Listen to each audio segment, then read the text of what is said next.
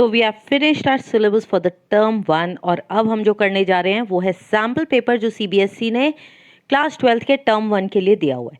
तो ये सीबीएसई द्वारा आया है और इससे हमें पता चल गया था कि हमारा जो एमसीक्यू पैटर्न होगा वो क्या होगा।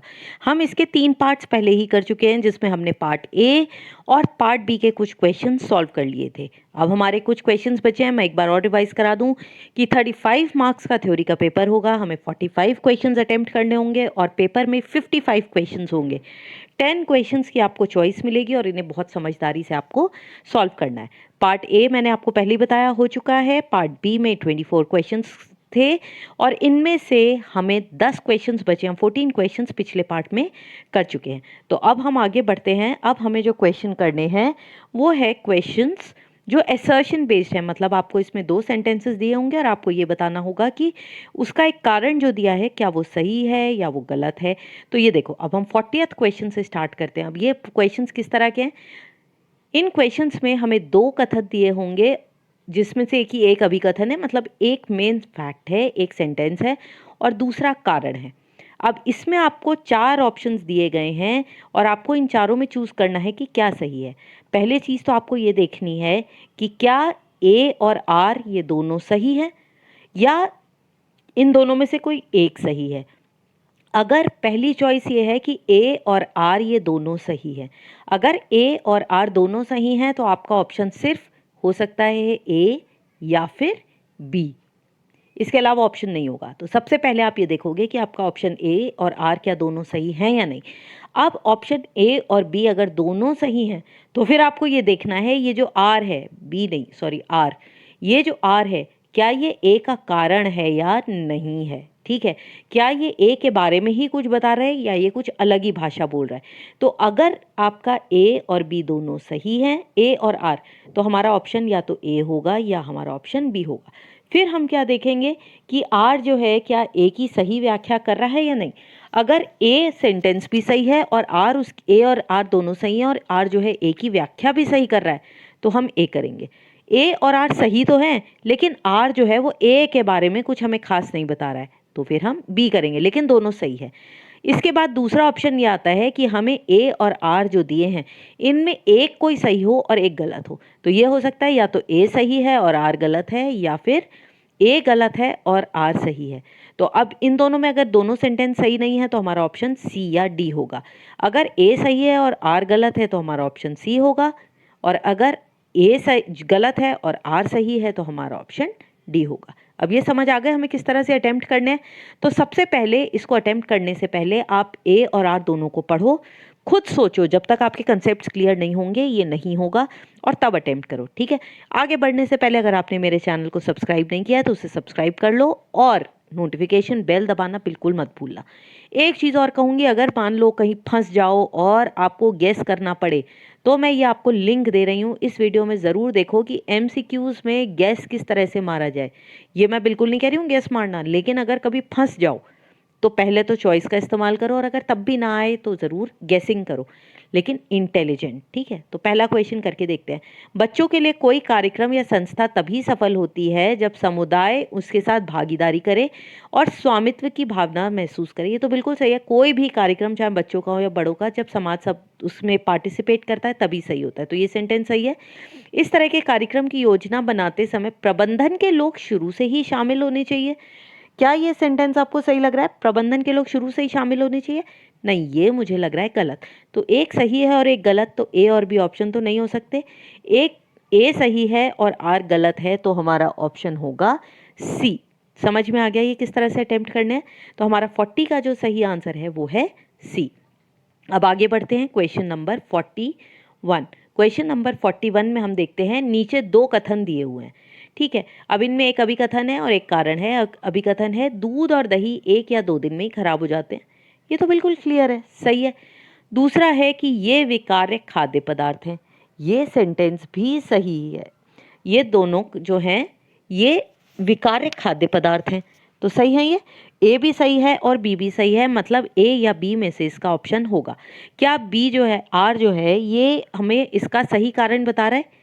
बिल्कुल, यह इसका बिल्कुल सही व्याख्या कर रहा है कि दूध और दही जो है विकार्य खाद्य पदार्थ हैं और इसीलिए ये जल्दी से खराब हो जाते हैं।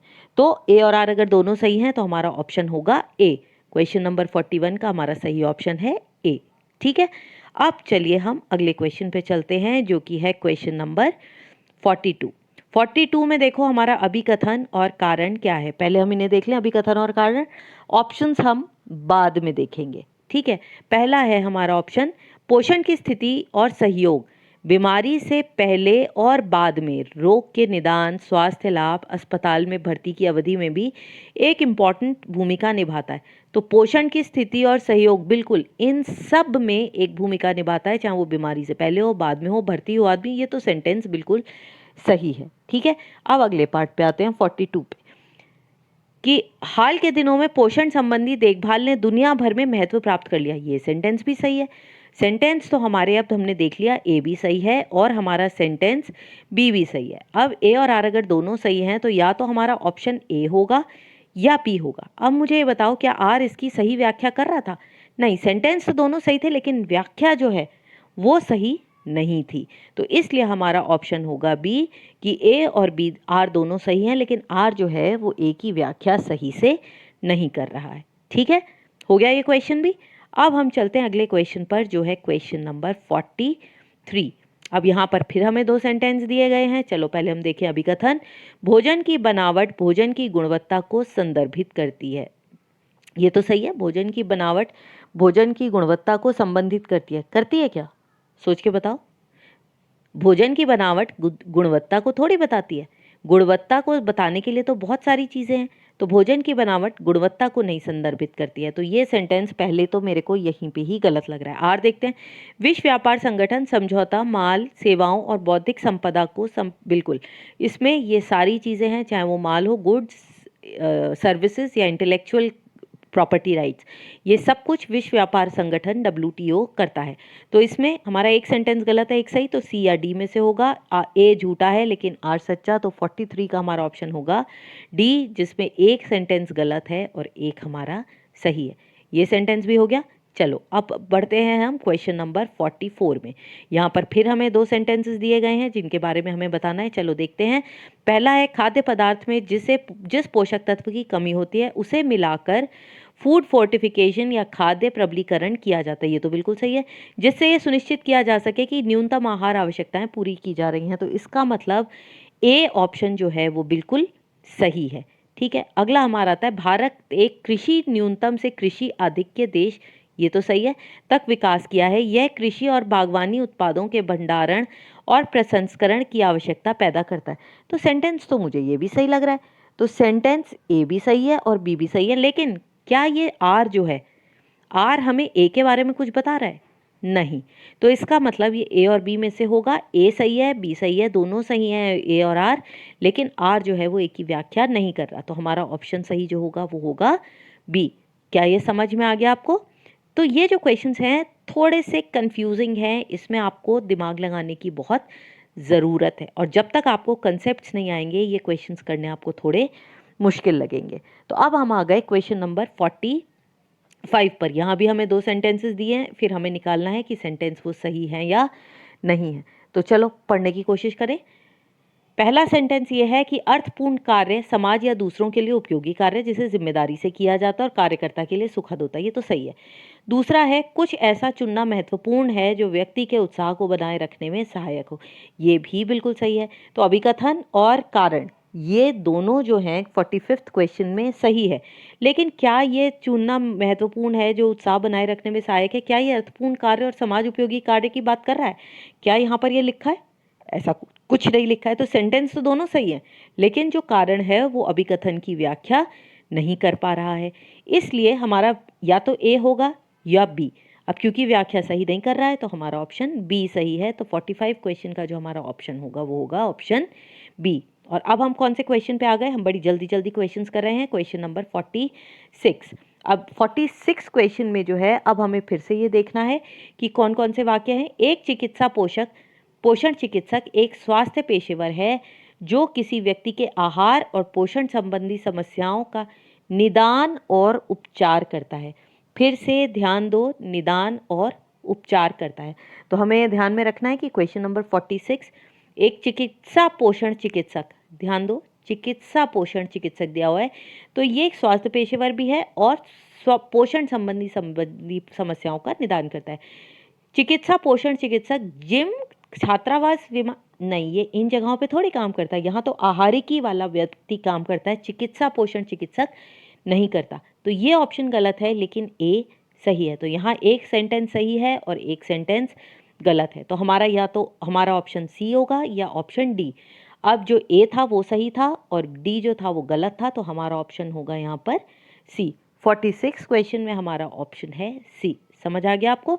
तो बड़ी जल्दी हमारे 46 क्वेश्चन हो गए। अब हम आते हैं अपने क्वेश्चन नंबर 47 पे। इसमें हमारा पहला अभिकथन है, समाज कल्याण विभाग द्वारा महिलाओं के लिए एक राष्ट्रीय कार्य योजना शुरू की गई थी। ये सेंटेंस हमारा बिल्कुल सही लग रहा है। अब यह समान पारिश्रमिक लागू करने के लिए निर्धारित की गई थी। क्या ये सही है या गलत है? ये सेंटेंस तो मेरे को बिल्कुल सही लग रहा है। और समान पारिश्रमिक के लिए एक राष्ट्रीय कार्य योजना भी बनाई गई थी। तो मुझे लगता है कि ये इसकी व्याख्या बिल्कुल सही कर रहा है कि ये जो राष्ट्रीय कार्य योजना है ये समान पारिश्रमिक के लिए की गई थी। तो इसका ऑप्शन ए या बी में से होगा। और अगर आर इसकी सही व्याख्या कर रहा है तो क्वेश्चन नंबर 47 में हमारा ऑप्शन होगा ए, जिसमें ए और आर दोनों सही हैं और आर जो है व्याख्या सही से कर रहा है। तो ऑप्शन है हमारा ए। और अब हम आते हैं अपने सेकेंड लास्ट क्वेश्चन पे, जो कि है क्वेश्चन नंबर 48। तो अब यहाँ पर हम अपने सेंटेंस को देखते हैं। क्या है? 3 वर्ष के बच्चे अधिक जानने के लिए उत्सुक होते हैं। ये सेंटेंस तो हमारा बिल्कुल सही है, बिल्कुल उत्सुक होते हैं। अगला, इस उम्र में एक इष्टतम सीखने का वातावरण प्रदान करके बच्चे की जिज्ञासा को संतुष्ट करना एक आवश्यक विचार है। एक आवश्यक विचार है, हम किसी विचार की तो बात नहीं कर रहे। हमें यहाँ पर बात करनी थी उनकी उत्सुकता की, और यहाँ पर हम बात किसकी कर रहे हैं? इष्टतम सीखने के वातावरण की। तो ये सेंटेंस तो सही है, ये वातावरण देना ज़रूरी है, लेकिन ये इससे व्याख्या नहीं कर रहा है। तो आर और ए सही तो दोनों हैं, लेकिन ये इसकी व्याख्या नहीं कर रहा है।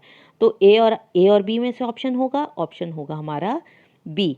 ये जो है सेंटेंस दोनों सही हैं, लेकिन वो इसको एक्सप्लेन नहीं कर रहा है। और अब हम आते हैं अपने बी सेक्शन के आखिरी क्वेश्चन पर, जो कि है क्वेश्चन नंबर 49। चलिए आखिरी क्वेश्चन भी देख लेते हैं, ये क्या कह रहा है।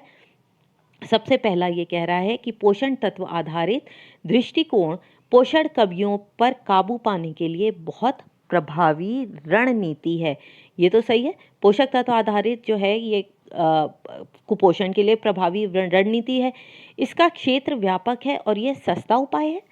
पोषण आधारित मतलब इसमें हम पोषण आधारित बात कर रहे हैं, हम भोजन आधारित नहीं कर रहे। पोषण आधारित तो इसका क्षेत्र भी व्यापक नहीं है और ये सस्ता भी नहीं है, क्योंकि इसमें हमने दवाइयाँ और किसी एक पर्टिकुलर ग्रुप की बात करते थे। अगर आपको याद हो, पोषक तत्व को हम देते हैं। तो ये तो गलत है। ए सही है, लेकिन बी जो है वो गलत है। तो इसका ऑप्शन हमारा क्या हो सकता है? सी और डी में से होगा। तो यहाँ पर जो हमारा ऑप्शन होगा वो होगा सी, कि हमारा ए सही है लेकिन आर जो है वो गलत है। तो यहाँ पर हमारा ख़त्म होता है सेक्शन बी। अगले पार्ट में हम मिलेंगे सेक्शन सी के साथ, जो कि है केस स्टडी बेस्ड। तब तक अपनी प्रैक्टिस जारी रखिए, पढ़ाई करते रहिए। और इस तरह के क्वेश्चंस थोड़े से मुश्किल हैं और इनके लिए मैं आपको प्रैक्टिस कराती रहूँगी। फिर से मैं कहूँगी, अगर मेरे साथ बने रहना है, 100 ऑन 100 का टारगेट आपको अचीव करना है, तो चैनल को सब्सक्राइब कर लो, नोटिफिकेशन बेल बजा लो और अपने फ्रेंड्स के साथ ज़रूर शेयर करो। शेयर ही नहीं, इन क्वेश्चंस को आपस में डिस्कस भी करो। और जब पढ़ के अगर आपको ना समझ में आए तो वापस लेसन पे जाओ, इनको प्रैक्टिस करो, समझो और समझ के अटेम्प्ट करो। See you in the next video. Best of luck.